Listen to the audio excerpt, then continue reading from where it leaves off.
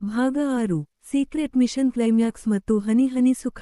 ಹೊರಗೆ ಮಳೆ ಹನಿಗಳು ನಿಂತು ಗಿಡಮರಗಳ ಮೇಲೆ ಮುತ್ತಿನಂತೆ ಹೊಳೆಯುತ್ತಿದ್ದವು. ಮೋಡಗಳ ನಡುವಿನಿಂದ ಸಂಜೆಯ ಮೃದುವಾದ ಬಿಸಿಲು ಕಿಟಕಿಯ ಸಂದಿನಿಂದ ಸುಜಾತಾಳ ಕೋಣೆಯೊಳಗೆ ಇಣುಕುತ್ತಿತ್ತು. ಆದರೆ ಕೋಣೆಯ ಒಳಗಿನ ಶಾಖ ಮಾತ್ರ ಹೊರಗಿನ ವಾತಾವರಣಕ್ಕೆ ತದ್ವಿರುದ್ಧವಾಗಿತ್ತು. ರಾಮು ಚಿಕ್ಕಪ್ಪ ಮತ್ತು ರಘು ಇಬ್ಬರೂ ಈಗ ಸುಜಾತಾಳ ಆ ಸೀಕ್ರೆಟ್ ಮಿಷನ್ನ ಅವಿಭಾಜ್ಯ ಅಂಗವಾಗಿದ್ದರು. ಸುಜಾತಾ ಬೆಡ್ ಮೇಲೆ ಅರೆಮಲಗಿದ ಸ್ಥಿತಿಯಲ್ಲಿ ತನ್ನ ಕೆದರಿದ ಕೂದಲನ್ನು ಸರಿಪಡಿಸಿಕೊಳ್ಳುತ್ತಾ ತನ್ನಿಬ್ಬರು ಮೆಕ್ಯಾನಿಕ್ಗಳ ಕಡೆಗೆ ಮಾದಕವಾಗಿ ನೋಡಿ ನಕ್ಕಳು. ಅವಳ ಹಳದಿ ಕುರ್ತಾ ಅವಳ ಮೈಬಿಸಿಗೆ ಹದವಾಗಿ ಅಂಟಿಕೊಂಡಿತ್ತು. ಅದು ಅವಳ ಮೈಮಾಟದ ಪ್ರತಿಯೊಂದು ಇಂಚನ್ನೂ ಎತ್ತಿ ತೋರಿಸುತ್ತಿತ್ತು. ರಘು ಮತ್ತು ರಾಮು ಚಿಕ್ಕಪ್ಪ ಇಬ್ಬರೂ ಅವಳ ಎರಡೂ ಬದಿಯಲ್ಲಿ ಕುಳಿತು ಅವಳ ಆ ನಾಟಿ ಆಟಕ್ಕೆ ಹೊಸ ಕಳೆ ತಂದಿದ್ದರು. ರಾಮು ಚಿಕ್ಕಪ್ಪ ಅವಳ ಹತ್ತಿರ ಬಂದು ಅವಳ ಕೆನ್ನೆಯನ್ನು ಮೆಲ್ಲಗೆ ಸವರುತ್ತಾ, ಈ ರಘು ಬಂದ ಮೇಲೆ ನಿನಗೆ ಟೆನ್ಷನ್ ಹೊರಟು ಹೋದ ಹಾಗೆ ಕಾಣ್ತಿದೆ ಅಲ್ವಾ ಎಂದು ಪಿಸುಗುಟ್ಟಿದರು. ಇವತ್ತು ಈ ಬಿಗಿಯಾದ ಇಂಜಿನ್ ಪೂರ್ತಿ ಲೂಬ್ರಿಕೆಂಟ್ ಆಗೋ ತನಕ ನಾನು ಬಿಡಲ್ಲ ಎಂದು ಅವರು ನಕ್ಕಾಗ, ಸುಜಾತಾ ಅವರ ಕೈಯನ್ನು ಹಿಡಿದು ತನ್ನ ಎದೆಯ ಹತ್ತಿರ ಎಳೆದುಕೊಂಡಳು. ಚಿಕ್ಕಪ್ಪ, ಅಣ್ಣ ಬಂದ ಮೇಲೆ ಈ ಸಿಸ್ಟಮ್ ಅಪ್ಡೇಟ್ ಇನ್ನೂ ಇಂಟರೆಸ್ಟಿಂಗ್ ಆಗಿದೆ ಅನ್ಸುತ್ತೆ. ಇವತ್ತು ನಮ್ಮ ಈ ನಾಟಿ ಆಟದ ಪವರ್ ರಘು ಅಣ್ಣನಿಗೂ ಪೂರ್ತಿಯಾಗಿ ಗೊತ್ತಾಗಲಿ ಅಂದಳು. ರಘು ಅಷ್ಟೊತ್ತಿಗಾಗಲೇ ಇವರ ಆಟ ನೋಡಿ ತನ್ನ ಹಸಿವನ್ನು ತಡೆಯಲಾರದೆ ಹತ್ತಿರ ಬಂದಿದ್ದ. ಚಿಕ್ಕಪ್ಪ, ನಾನು ಬರುವಾಗ ಬರೀ ಬಾಗಿಲು ರಿಪೇರಿ ಮಾಡ್ತಿದ್ದೀರಿ ಅಂದುಕೊಂಡೆ. ಆದ್ರೆ ಒಳಗಡೆ ಇಷ್ಟೊಂದು ದೊಡ್ಡ ಮಿಷನ್ ನಡೆಯುತ್ತೆ ಅಂತ ಗೊತ್ತಿರಲಿಲ್ಲ. ನನಗೂ ಇವತ್ತು ಸುಜಾತಾಳ ಈ ಬಿಗಿಯಾದ ಬಾಗಿಲನ್ನು ಹೇಗೆ ಹ್ಯಾಂಡಲ್ ಮಾಡಬೇಕು ಅಂತ ಕಲಿಸಿಕೊಡ್ತೀರಾ ಎಂದು ಕಳ್ಳ ನಗು ಬೀರಿದ. ರಾಮು ಚಿಕ್ಕಪ್ಪ ನಗುತ್ತಾ, ಬಾರೋ ರಘು, ಸುಜಾತಾಳ ಈ ಇಂಜಿನ್ ತುಂಬಾ ಪವರ್ಫುಲ್ ಆಗಿದೆ. ನಾನೊಬ್ಬನೇ ಈ ಸರ್ವರ್ ಲೋಡ್ ತಡೆಯೋಕೆ ಸುಸ್ತಾಗ್ತಿದ್ದೆ.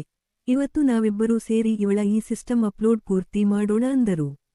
ಸುಜಾತಾ ಇಬ್ಬರ ಕೈಗಳನ್ನು ಹಿಡಿದು ತನ್ನ ನಡುದೋಳಿನ ಮೇಲೆ ಇಟ್ಟುಕೊಂಡಳು. ಅವಳ ಹಳದಿ ಕುರ್ತಾದ ಒಳಗಿದ್ದ ಆ ಹಸಿಬಿಸಿ ಮೈಚಳಿ ತಣಿಸಲು ಈಗ ಇಬ್ಬರೂ ಮೆಕ್ಯಾನಿಕ್ಗಳು ಸಿದ್ಧರಾಗಿದ್ದರು. ರಾಮು ಚಿಕ್ಕಪ್ಪ ಮೊದಲು ತನ್ನ ಕೈಚಳಕ ಶುರು ಮಾಡಿದರು. ಅವಳ ಕಿವಿಯ ಹತ್ತಿರ ಹೋಗಿ, ಸುಜಾತಾ, ಇವತ್ತು ಈ ಕೆರೆಗೆ ನೀರು ಹರಿಸೋಕೆ ನನ್ನ ಹಳ್ಳಿ ಪಂಪ್ ಸೆಟ್ ಜೊತೆಗೆ ರಘುವಿನ ಈ ಹೊಸ ಪೈಪ್ಲೈನ್ ಕೂಡ ರೆಡಿಯಾಗಿದೆ.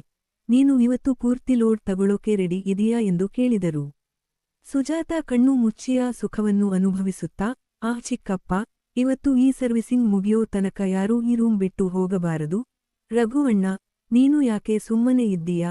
ನಿನ್ನ ಆ ಪಂಪ್ ಸೆಟ್ ಪ್ರೆಷರ್ ನನಗೂ ಗೊತ್ತಾಗಲಿ ಎಂದಳು.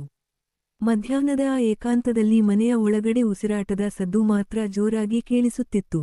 ಕಿಟಕಿಯ ಪರದೆಗಳು ಮೆಲ್ಲಗೆ ಗಾಳಿಗೆ ಅಲುಗಾಡುತ್ತಿದ್ದರೆ ಬೆಡ್ ಮೇಲೆ ಸುಜಾತಾಳ ಆ ನಾಟಿ ಆಟ ಹೊಸ ಹಂತಕ್ಕೆ ತಲುಪಿತ್ತು.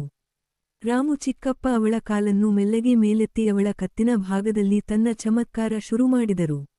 ರಘು ಮೆಲ್ಲಗೆ ಸುಜಾತಾಳ ಪಾದಗಳಿಂದ ಮೇಲಕ್ಕೆ ಕೈಯಾಡಿಸುತ್ತಾ ಅವಳ ಮೈಮಾಟದ ಆಳ ಅಗಲವನ್ನು ಅಳೆಯುತ್ತಿದ್ದ. ಇಬ್ಬರು ಮೆಕ್ಯಾನಿಕ್ಗಳ ನಡುವೆ ಸಿಲುಕಿದ ಸುಜಾತಾಳಿಗೆ ಈಗ ಇಡೀ ಪ್ರಪಂಚವೇ ತಿರುಗಿದ ಹಾಗೆ ಭಾಸವಾಯಿತು. ಚಿಕ್ಕಪ್ಪ, ನಿನ್ನ ಈ ಸಲಾಕೆ ಪಕ್ಕಾ ಫಿಟ್ ಆಗ್ತಿದೆ. ಆದ್ರೆ ರಘುವಿನ ಈ ಹೊಸ ಸಾಫ್ಟ್ವೇರ್ ಕೂಡ ಇವತ್ತು ಇನ್ಸ್ಟಾಲ್ ಆಗಲೇಬೇಕು ಅಂದಳು ಸುಜಾತಾ ರಘುವನ್ನು ಕೆಣಕುತ್ತಾ. ರಘು ಅವಳ ಹತ್ತಿರ ಬಂದು ಅವಳ ತುಟಿಗಳ ಮೇಲೆ ಮುತ್ತಿನ ಮಳೆ ಸುರಿಸುತ್ತಾ ತನ್ನ ಕೆಲಸ ಶುರು ಮಾಡಿದ. ಸುಜಾತಾಳಿಗೆ ಈಗ ಇಬ್ಬರ ಪವರ್ ಒಂದೇ ಸಾರಿ ಸಿಕ್ಕಿದಾಗ ಅವಳ ಇಂಜಿನ್ ಪೂರ್ತಿ ಹೀಟ್ ಆಗಿ ಆವಿಯಾಗತೊಡಗಿತು. ಹನಿ ಹನಿ ಸುಖ ಅವಳ ಮೈಯಿಂದ ಸುರಿಯುತ್ತಿತ್ತು. ಆ 1 ಗಂಟೆಯ ಅವಧಿಯಲ್ಲಿ ಆ ಮನೆಯ 4 ಗೋಡೆಗಳ ನಡುವೆ ಒಂದು ಹೊಸ ಇತಿಹಾಸವೇ ಸೃಷ್ಟಿಯಾಗಿತ್ತು. ಸುಮಾರು ಹೊತ್ತಿನ ಈ ನಾಟಿ ಸರ್ವಿಸಿಂಗ್ ನಂತರ ಮೂವರೂ ಸುಸ್ತಾಗಿ ಹಾಸಿಗೆಯ ಮೇಲೆ ಒರಗಿಕೊಂಡರು. ರಾಮು ಚಿಕ್ಕಪ್ಪ ರಘುವಿನ ಬೆನ್ನು ತಟ್ಟಿ, ರಘು, ನೀನು ಪಕ್ಕಾ ಇಂಜಿನಿಯರ್ ಅಪ್ಪ. ನಮ್ಮಿಬ್ಬರ ಈ ಸೀಕ್ರೆಟ್ ಅಪ್ಲೋಡ್ ಯಾರಿಗೂ ತಿಳಿಯಬಾರದು. ಅಪ್ಪ ಅಮ್ಮ ಬರೋಕೆ ಮುಂಚೆ ಎಲ್ಲವನ್ನೂ ಕ್ಲೀನ್ ಮಾಡಿ ಈ ಬಾಗಿಲಿಗೆ ಮತ್ತೆ ಬೀಗ ಹಾಕೋಣ ಅಂದರು.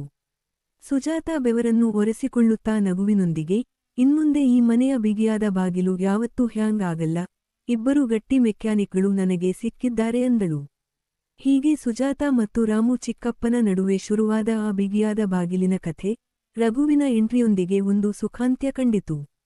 ಮನೆಯವರ ಕಣ್ಣಿಗೆ ಇಂದಿಗೂ ಇವರು ಕೇವಲ ಸಂಬಂಧಿಕರು. ಆದರೆ ಆ ಕೋಣೆಯ ಒಳಗಿರುವ ಆ ಸೀಕ್ರೆಟ್ ಅಪ್ಲೋಡ್ ಮಾತ್ರ ಯಾರಿಗೂ ತಿಳಿಯದ ರಹಸ್ಯವಾಗಿಯೇ ಉಳಿಯಿತು.